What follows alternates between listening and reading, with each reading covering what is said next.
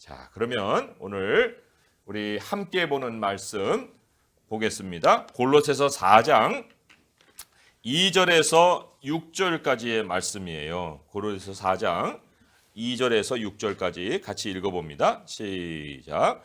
기도를 계속하고 기도에 감사함으로 깨어 있으라. 또한 우리를 위하여 기도하되 하나님이 전도할 문을 우리에게 열어주사 그리스도의 비밀을 말하게 하시기를 구하라. 내가 이 일 때문에 매임을 당하였노라. 그리하면 내가 마땅히 할 말로써 이 비밀을 나타내리라. 외인에게 대해서는 지혜로 행하여 세월을 아끼라. 너희 말을 항상 은혜 가운데서 소금으로 맛을 냄과 같이 하라. 그리하면 각 사람에게 마땅히 대답할 것을 알리라. 골로새서에는 기도가 3번 나와요. 이미 2번의 말씀을 우리가 들었고 오늘 이제 3번째 기도에 대한 교훈을 우리가 듣고 있는 거예요. 골로새서 1장에서 우리는 감사 기도도 배웠고 또 요청 기도도 배웠습니다. 감사는 기도할 때마다 있어야 된다고 그랬어요. 왜냐하면 하나님을 우리가 잊어버릴 수 없잖아요. 하나님을 잊지 않고 하나님에 대해서 기억하고 하나님이 행하신 일들을 돌아보는 것이 감사입니다. 그래서 이 감사를 위해서는 우리가 필연적으로 우리 하나님의 말씀, 오늘 주시는 그 말씀을 먼저 마음에 담고 또 하나님에 대한 깨달음을 가지고 하나님을 향할 수가 있어야 돼요. 그래서 우리가 사실 실제적인 성경의 묵상은 어느 시간부터 시작되느냐? 우리가 물론 성경을 읽을 때에도 성경 묵상을 하지만 실제적인 성경에 대한 깊은 묵상은 기도 속에서 이루어진다고 할 수가 있습니다. 많은 말씀을 읽었어요. 그런데 이제 기도를 합니다. 근데 기도에서 떠오르는 것만큼을 하나님께 생각을 할 수 있는 거 아니에요. 떠오르는 것만큼이 감사가 될 수 있는 거 아니에요. 그래서도 그날에 내게 주신 말씀을 읽고 내가 기도 속에 그날에 하나님을 향해서 떠올릴 수 있는 그것이 바로 우리의 감사의 내용이다. 이렇게 요약할 수 있어요. 자, 그럼 감사 기도를 드리는 후에는 요청 기도를 이제 드린다고 그랬죠. 교회가 인생 끝날까지 어떤 여정을 밟아가야 되는지 그 일련의 신앙의 여정을 생각하고 이 요청의 기도를 드려야 된다. 그렇게 말씀을 드렸어요. 그 요청 기도의 마지막에 뭐가 있었습니까? 빛 가운데서라는 말이 있었잖아요. 우리로 빛 가운데서 성도의 기업의 부분을 얻게 하신 하나님 아버지께 감사하게 하시기를 원하노라. 이런 말로 요청의 기도가 이제 마무리되거든요. 성도들의 기업을 얻는 우리, 저는 성도님들을 위해서 기도하고 성도님들은 저를 위해서 기도하는데 그 모든 기도가 다 응답이 되어서 이제 그 나라 가서 빛 가운데서 우리가 되는 거예요. 그 여정에 그런데 그런 여정의 시작에 뭐가 있습니까? 우리 아까 장로님도 기도를 시작했지만은 모든 신령한 지혜와 총명에 하나님의 뜻을 아는 것으로 채우게 하시고 우리의 모든 서로 그 요청하는 기도에는 하나님의 뜻을 아는 것으로 채워지는 것이 있어야 되는 거예요. 자, 그래서 하나님에 대한 생각이 있습니다. 하나님의 뜻을 우리가 채움받는 요청의 기도가 있어요. 오늘은 마지막이죠. 마지막째로 3번째 기도인데 성도들은 인도하는 자를 위해서 기도해야 되고 또 인도자는 성도들을 위해서 기도해 줘야 되는 이 상호 기도가 있는 거예요. 감사 기도, 요청 기도, 이제 상호 기도가 있는데 서로를 위해서 어떻게 기도해야 되는지 그 이제 지시사항을 오늘 이 말씀이 우리에게 가르치고 있습니다. 자, 첫 부분은 이제 모든 성도들이 인도자를 위해서 어떻게 기도해야 될지를 소개하는 건데 그게 바로 2절에서 4절까지 말씀이고요. 또 오늘 읽은 5절, 6절은 인도자가 모든 성도들을 위해서 그들의 이제 실생활 현장이 있잖아요. 현장에서 성도들이 어떻게 복음을 전하며 살아야 되는지 하는 것도 이제 가르쳐 줄 뿐만 아니라 이게 바로 인도자가 자기가 이제 성도를 위해서 기도할 때 야, 내가 뭐를 위해서 기도를 해줘야 되지? 하고 생각이 날 때 바로 요거를 가지고 기도해라 하는 말씀을 우리에게 또 소개하고 있는 거예요. 그래서 이 성도들이 인도자를 위해서 인도자가 성도를 위해서 근데 두 부분을 쭉 묵상을 해보면 공통 기도 내용을 우리가 발견하게 되는데 그게 뭐냐면 복음 전도입니다. 복음 전도를 위해서 상호 기도를 해줘야 된다. 그런 얘기예요. 자, 이것이 이제 서신의 마지막에 소개됐잖아요. 우리가 무엇부터 기도를 해야 됩니까? 라고 할 때 이제 첫째는 감사요, 둘째는 하나님의 뜻을 아는 것이요, 이제 셋째는 실생활의 복음 전도다. 이렇게 기도의 이제 우선순위를 가르쳐 줬는데, 그렇다고 뭐 복음 전도라는 게 뭐 중요성이 떨어져서 세 번째로 놓는 게 아니거든요. 우리가 한번 생각해 보세요. 먼저 하나님을 기억도 안 해요. 하나님의 뜻이 채워지지도 않았어요. 그런데 나가서 복음을 전도합니다. 이거는 아주 기계적인 활동에 불과한 거예요. 우리가 무슨 뭐 열심히 활동하자고 복음을 전하는 것은 아니지 않습니까?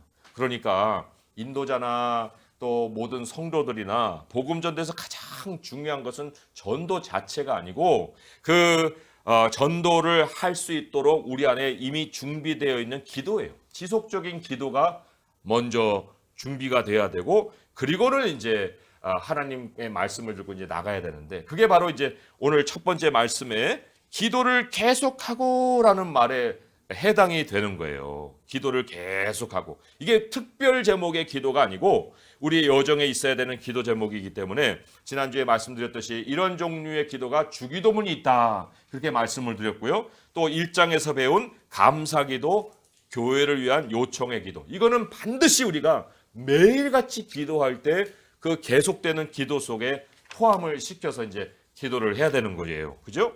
예.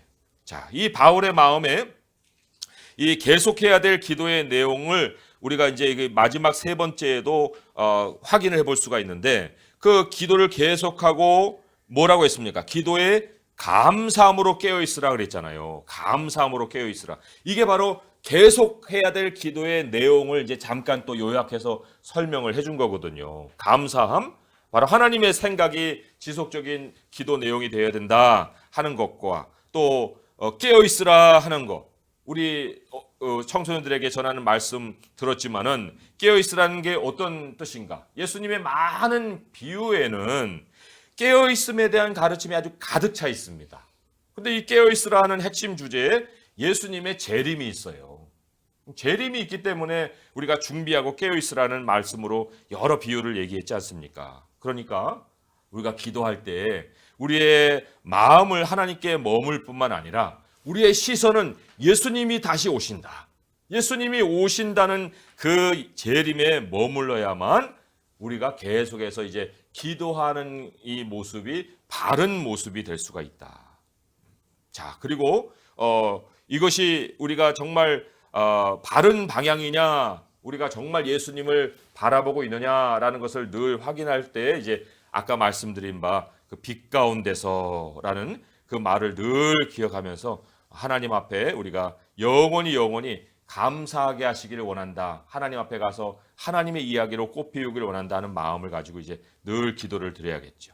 자, 그러면 이제 우리가 오늘 말씀으로 돌아와서 그 말씀 안에서 이제 계속되는 그 기도 가운데 상호 기도의 내용을 좀 보도록 하겠습니다. 그런 어떤 감사와 요청이 있은 다음에서야 이제 복음 전도에 대한 기도가 나와야 되는데, 그런데 매우 놀라운 사실이 하나 발견이 됩니다. 복음 전도. 여러분 어떻게 느끼십니까? 성도님들 복음을 전하세요. 복음을 전해야 됩니다. 왜 오늘 목사님 이렇게 부담을 팍팍 주는 거야? 우리의 삶에서 복음을 전도하는 기회도 잘 찾지도 못하는데 왜 우리가 이렇게 못하는 것만 지목을 하시지? 이런 얘기를 생각이 들 수도 있잖아요. 그런데 오늘 매우 놀라운 점 하나가 뭐냐면, 우리는 복음 전도를 매우 능동적인 활동이라고 생각을 하는 거예요. 그죠? 그런데 오늘 말씀에 의외로 복음 전도가 매우 수동적이다. 이거 우리를 위로하자고 얘기하는 게 아니고요. 말씀이 그렇다는 거예요. 매우 수동적인 활동이라는 것을 우리가 확인을 하는 거예요. 3절의 말씀을 한번 보겠습니다. 3절에 보면 또한 우리를 위하여 기도하되 하나님이 전도할 문을 우리에게 열어주사. 전도할 문을 하나님이 열어주셔야 되는 거예요. 하나님이 열어주셔야 되는 거예요. 스스로 무슨 전도 기회를 창출해내는 게 아니고요. 우리의 기도를 통해서 하나님이 전도할 기회를 열어주셔야만 이제 전도가 시작이 되는 거예요. 자, 또 하나 볼까요? 여기에 4절에 보니까 그리하면 내가 마땅히 할 말로서 이 비밀을 나타내리라. 여기에 이제 그리하면이 나오는데 이게 이제 성도들이 인도자를 위해서 이제 기도해 줘야 되는 그 기도가 전제가 된 말이거든요. 성도들이 기도를 해주면 이런 말이에요. 그러면 성도들의 기도의 지원이 없으면 바울이 마땅히 할 말을 못할 수도 있다. 이렇게 지금 말하고 있는 거거든요. 사실 이게 무슨 밖에 나가서 복음 전도만이 아니라 설교도 마찬가지인 거예요. 이 목사가 말을 꺼내는 것이 무슨 설교가 아닙니다. 입만 열면 나오는 게 설교가 아니잖아요. 그죠? 성도들의 기도의 요청, 하나님께 성도들이 기도로 요청을 드립니다. 그러면 하나님이 준비해 주십니다. 뭐를요? 마땅히 꺼낼 말을 준비해 주시는 거예요. 그 마땅히 꺼낼 말을 준비된 대로 전하는 게 설교예요. 그러니까 설교의 다리는 불가능한 거예요. 설교의 다리는 존재하지 않습니다. 각각의 설교는 누군가 성도들이 기도한 것에 대한 열매예요. 그렇지 않으면 목사는 그냥 말쟁이가 되는 거죠. 무익한 말 한마디라도 다 하나님 심판한다는데 어떻게 내 생각대로 이 준비되지도 않는 말을 그냥 꺼낼 수가 있습니까? 이게 이제 또 두 번째 수동적인 거라면 또 다른 수동성이 있어요. 복음 전도에 대해서. 그게 또 6절에 말씀에 이제는 그 성도들의 편에서 나오는 말인데 6절 마지막쯤에서 이런 말이 있죠. 대답할 것을 알리라. 대답이라는 말이 나옵니다. 마땅히 대답할 그 말이에요. 우리는 복음을 이 말을 거는 것이라고 알고 있는데, 그잖아요? 누구에게 가서 말을 걸어야 되잖아요. 그런데 성경은 복음 전도가 상대방이 질문한 것에 대한 답변이라고 얘기를 하는 거예요. 상대방이 질문한 것에 대한 대답이라고 한다. 이게 무슨 사도 바울만 얘기하는 게 아니고요. 사도 베드로도 그런 얘기를 또 하고 있단 말이죠. 베드로전서 3장 15절에 가보게 되면 베드로도 지금 그런 이야기를 일관되게 하고 있습니다. 베드로전서 3장 15절의 말씀이에요. 380쪽에 있죠. 380쪽에 베드로전서 3장 15절의 말씀. 우리 찾으셨으면 함께 읽어보겠습니다. 시작. 너희 마음에 그리스도를 주로 삼아 거룩하게 하고 너희 속에 있는 소망에 관한 이유를 묻는 자에게는 대답할 것을 항상 준비하되 온유와 두려움으로 하고. 여기에 묻는 자, 대답할 것 이렇게 나와요. 그러니까 복음 전도라는 게 무슨 대화의 주도권을 장악하는 게 아니라는 거예요. 우리에 대해서 먼저 사람들이 질문하도록 만들어야 되는 그것이 있어야 됩니다. 그죠? 우리에 대해서 뭔가 그들이 관심을 갖도록 만드는 것이 우리에게 반드시 있어야 되는 거예요. 이게 어려운 일이 아닙니다. 사람이 옷만 바꿔 입고 나와도 또 머리 손질만 해도 사람들이 다가와서 그 머리 어디서 한 거예요? 오늘 정말 색다르게 보이네요. 그러면 그냥 답변만 하면 되잖아요. 저기 미용실에서 했습니다. 얼마 주고 했습니다. 그렇게만 하면 되는 거 아닙니까? 그것도 이제 온유하게 해야겠지만. 그런데 반대로 저 사람은 나한테 아무 물어볼 것이 없는 그런 사람인데 쑥 다가와가지고 아니 오늘 제 머리 어떻습니까? 그러면 굉장히 위축될 거 아니에요. 내가 오늘 옷 갈아입고 왔는데 그거 관심 안 가지세요? 이런 식으로 얘기를 걸면은 얼마나 사람이 당황할 수도 있겠습니까? 그러니까 사람들 움츠러들게 우리가 먼저 가서 관심도 안 기울이는데 우리가 어떻고 저떻고 얘기하는 게 그게 요즘 시대에서는 더더군다나 사람들이 말의 주도권을 가지고 접근하는 사람들을 별로 안 좋아해요. 마땅하게 여기질 않는단 말이죠. 그런데 복음이 무슨 머리하는 거, 옷 갈아입는 것보다도 훨씬 더 관심을 끌어내기 못한 그런 것입니까?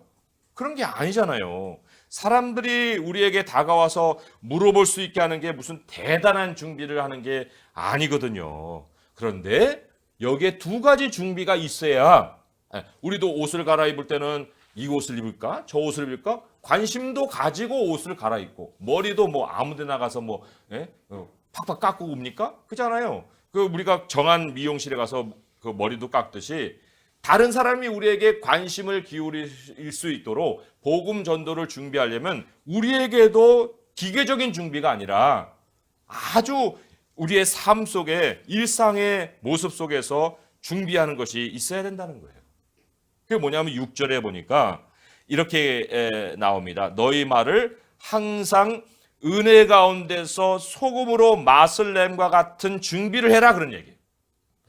너희 말을 항상 은혜 가운데서 소금으로 맛을 냄과 같이 하라.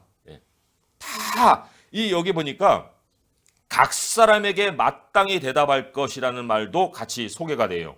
각 사람에게 마땅히 할 말이 다 다릅니다. 다 달라요.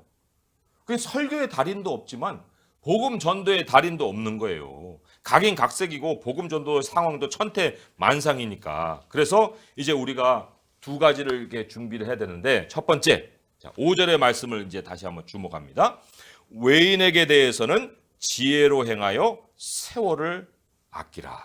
이런 말씀이 있습니다. 외인이라는 건 안 믿는 사람이거든요. 이 안 믿는 사람하고 우리는 잘 어울려줘야만 복음이 전도가 된다고 생각을 합니다. 그런데 사실 이 하나님이 우리에게 주시는 말씀을 가만히 묵상하면은 이게 무슨 잘 어울려주다가 뭐 거기서 이렇게 우리가 기회를 잡는 게 아니고 적시의 기회가 있다는 거예요. 적시의 기회. 그게 바로 하나님이 세월을 아끼라는 말 속에 우리에게 주시는 말이거든요. 그 기회가 주어질 때까지는 그럼 뭘 해야 됩니까? 우리가 그러면 그 중간에는 뭘 해야 돼요? 여기에 지혜로 행하여라는 말이 우리가 적시의 기회가 올 때까지 행해야 되는 일상의 모습이에요. 그럼 지혜로 행하는 것은 뭔가? 지혜 가운데 이제 걷는다, 그런 뜻인데, 우리만의 색깔을 드러내는 기간을 갖는 거예요. 우리 그리스도인의 삶을 늘 노출시키는 게 바로 지혜로 행하는 거예요. 이 지혜를 어디서 오느냐? 누가 주시느냐? 하나님이 주신다 그랬잖아요. 야고보서 1장 5절에 지혜가 부족하고는 후히 주시고 그 꾸짖지 않으시는 하나님께 구하라. 그러면 그가 주시리라, 그렇게 얘기했지 않습니까? 그런데 어떻게 주시느냐? 우리가 기도하면 주신다는 거예요. 매일같이 감사기도와 또 요청기도를 드리는 중에 하나님이 우리에게 지혜를 늘 더해 주십니다. 그 복음 전도의 기회라는 건 기도로 열리고, 또 그리스도인의 삶을 노출시키는 것도 기도로 열리는 거예요. 지혜로 행하라 했으니까. 그러니까 복음 전도는 내가 막 기회를 엿봐가지고 저 사람 화장실 갈 때 나오면 내가 말을 전해야지, 이런 식으로 무슨 뭐 적시를 내가 만드는 것이 아니라 하나님이 적시의 나를 기회 속에 노출시킵니다. 평소에는 지혜로 행하게 하시다가 딱 세월을 아끼게 하시고, 그리고 하나님이 주시는 그 기회를 딱 포착할 때 하나님이 나를 그 기회 속에 드러내게 하시는 거예요. 그 기회는 어떤 모양으로 찾아오느냐? 바로 믿지 않는 그 주변의 사람이 나에게 질문하는 것을 통해서 기회가 포착이 되는 거예요. 질문하는 것을 통해서. 말하자면 이제 그 사람이 관심을 내게 보임으로 인해서 이제 복음 전도의 기회가 딱 주어지는 거예요. 그러면 이제 그때 두 번째로 우리가 평소에 준비해 놓은 것을 딱 꺼내는 거죠. 그게 뭐냐? 6절의 말씀에 너희 말을 항상 은혜 가운데서 소금으로 맛을 냄과 같은 그 말을 우리가 꺼내야 되는 것이다. 갑작스럽게 뭐 달라진 어투로 말을 해봐야 소용이 없어요. 뭐 업무 볼 때는 막 서로 그냥 죽일 듯이 얘기하다가 갑작스럽게 복음 전한다고 예수님처럼 바뀌어갖고 온유한 모습 해봐야 소용이 없어요. 당신 내가 평소에 어떻게 사는지 아는데 무슨 그딴 그런 얘기를 해 하고 멸시나 받죠. 그러니까 우리가 지혜로 행하는 모습을 통해서 우리의 색깔이 그들에게 늘 이런 모습이라 하는 것을 드러내야 되고, 그 사람들이 우리에게 관심을 갖고 질문을 할 때 갑작스럽게 달라진 표정과 어투가 아니라 정말 하나님이 준비해 놓으신 그 은혜 가운데 소금으로 맛을 낸과 같은 그 말을 딱 꺼내야 되는데, 그래서도 우리가 항상 내가 말하는 모습이 그 순간에도 이어지는 것이라 생각을 할 수가 있어요. 자, 우리의 말은요, 사실 말하는 우리의 일상의 태도와 함께 이어지는 거예요. 여기에 소금으로 맛을 냄과 같이 하라는 말은 실제는 그때만 필요한 그 말을 딱 꺼내는 것만 생각할 것이 아니고 평소에 말하는 태도가 바로 우리 하나님이 우리에게 주신 바 그 지혜를 보일 수 있는 대표적인 표시라고 보인다고 하면은 아무튼 그러한 우리들의 모습을 우리가 늘 노출시키는 중에 은혜 가운데 소금으로 맛을 낸과 같은 그 말을 딱 꺼내는데 무슨 뜻이냐면 은혜 가운데라는 게 굉장히 중요한 포인트예요. 은혜 가운데. 은혜 가운데라는 말을 각주를 보면은 밑에 감사하는 가운데라고 또 나와 있습니다. 그죠? 확인이 되죠? 거기에 은혜 가운데 밑에 맨 밑에 감사하는 가운데서라고 나와요. 감사. 감사는요. 앞질러 가는 게 아니에요. 감사는 되돌아보는 것이라고 했습니다. 은혜도 마찬가지예요. 뭐 감사로 번역을 하든 은혜로 번역하든 은혜도 나의 나 된 것은 하나님의 은혜로 됐다 하는 것처럼 이 은혜는 내 것이 아니고 내게 베풀어진 거예요. 그죠? 내 것을 꺼내는 게 아니고 내게 베풀어진 거예요. 그러니까 은혜 가운데 하는 그 말이라는 것은 그동안의 이 관계 속에서 그 사람이 나에게 베풀어 준 거라든지 또는 그 사람에 대해서 내가 평소에 생각하고 있었던 정말 좋은 점이라든지 되돌아볼 수 있는 그런 이야기라든지 그러한 이야기들을 함께 꺼내서 딱 이 된장에 소금을 맛을 치듯이 전하는 거예요. 그 사람은 내가 관심이 있어갖고 나에게 말을 걸어왔는데 나는 오히려 나 중심으로 설명을 하고 얘기를 하는 것이 아니라 그 사람 상대방에 대한 그 생각을 가지고 상대방에 대한 얘기를 먼저 해준다는 거예요. 은혜 가운데서 그 사람이 나에게 베푼 김 대리님 평소에 내가 참 김 대리님에 대해서 너무 좋은 생각을 갖고 있었는데 김 대리님이 그런 관심을 가지시네요. 대리님에게도 참 좋은 성격이 있지 않습니까? 하고 우리가 그 사람에 대한 칭찬과 그 사람을 떠올릴 수 있는 평소에 내가 당신을 관찰했습니다라는 말을 꺼내고 얘기를 꺼낸다면 그게 바로 은혜 가운데 우리가 말을 꺼내는 것과도 같다. 그게 이제 대화를 만들어내는 시작점이 되는 거죠. 그러니까 밍밍한 대화가 오갈 수도 있는데 이 소금의 맛이 뿌려짐으로 말미암아서 그냥 효과가 확 살아나는 거죠. 그게 무슨 내 위트냐? 아니에요. 우리의 위트로 하는 게 아니에요. 마땅히 할 말을 하나님이 기도 가운데 내게 주신 거예요. 그리고 그 사람에 대해서 평소에 내가 기회를 가지려면 기도했지 않겠습니까? 그죠? 그리고 이제 그 사람을 위해서 이 내 자신의 그 준비된 행동과 이제 말을 드러낸 결과로 그 대화가 이제 계속해서 이어지는 그런 상황이죠. 그러니까 우리가 복음 전도가 수동적이라고 해서 아무 일도 안 하는 게 아니에요. 하나님이 앞서 일하실 수 있도록 우리가 우리 자신의 색깔을 잃지 않고 늘 준비하다가 그 이제 기도로 전념한다는 거죠. 그리고는 이제 어떤 사람이 내게 그러한 관심을 기울일 때 그 사람을 또 중심으로 얘기를 하면서 결국은 하나님의 복음으로 인도해 가는 것. 그게 바로 복음 전도에 우리가 임하는 자세고 그걸 위해서 우리 상호 기도하는 것이 얼마나 중요한가 모르죠. 우리 교회는 그래서 성도님들을 저를 위해서도 기도해 줘야 됩니다. 매 주일 예배 말씀을 위해서도 기도할 뿐만 아니라 정말 어떠한 상황에서도 하나님이 입을 열어 전도할 수 있도록 저를 위해서 기도해 주시고 또 저는 성도들이 외인들과 아주 막 치열하게 살고 있잖아요. 삶의 현장에서. 이게 어떻게 어떤 행동을 해야 될지 모를 만큼 굉장히 급변하는 그런 상황 속에 자신을 노출시키고 살고 있는데 그럼에도 불구하고 지혜로 행해서 정말 세월을 아끼고 그래서 우리 성도들을 통해서 복음의 맛이 다른 사람들에게 느껴지기 위해서 제가 또 기도를 해야 되는 거죠. 이러한 이 교회의 기도, 감사기도, 또 요청기도, 상호기도 이런 걸 통해서 정말 우리 교회가 복음 전도를 위한 이러한 그 전선에서 진리 가운데 그리스도의 몸으로 자라갈 수 있기를 우리 주님의 이름으로 축원드립니다. 기도하겠습니다. 하나님 아버지 감사합니다. 오늘 우리에게 이 고로새서를 마무리하면서 세 가지의 기도를 가르쳐 주셔서 감사합니다. 하나님 늘 우리 하나님 생각이 우리의 마음에 차오르길 원하고 또 우리 모든 교회가 다 하나님의 뜻을 아는 것으로 가득하기를 원하고 또 하나님 우리 서로 전하는 자나 듣는 자나 삶의 현장에서 복음 전도를 위해 서로의 그리스도인의 색깔을 늘 보이며 살아갈 수 있게 원하고, 하나님 그리할 때 주님이 적시의 기회를 또한 통하여 우리를 노출시키시고 사람들이 다가와 또한 질문하는 일에 대답할 수 있게 하시고, 그래서 그리스도의 몸된 교회가 우리가 세우는 것이 아니라 하나님이 처음부터 끝까지 세워가시고 하나님이 영광 받으시는 교회가 되게 하여 주옵소서. 아버지여, 이러한 일을 위해서 우리가 계속해서 감사와 깨어있음으로 기도할 수 있게 하시되 하나님이 주신 힘으로 기도를 이어갈 수 있게 하여 주시옵소서. 예수님의 이름으로 감사하며 기도합니다. 아멘.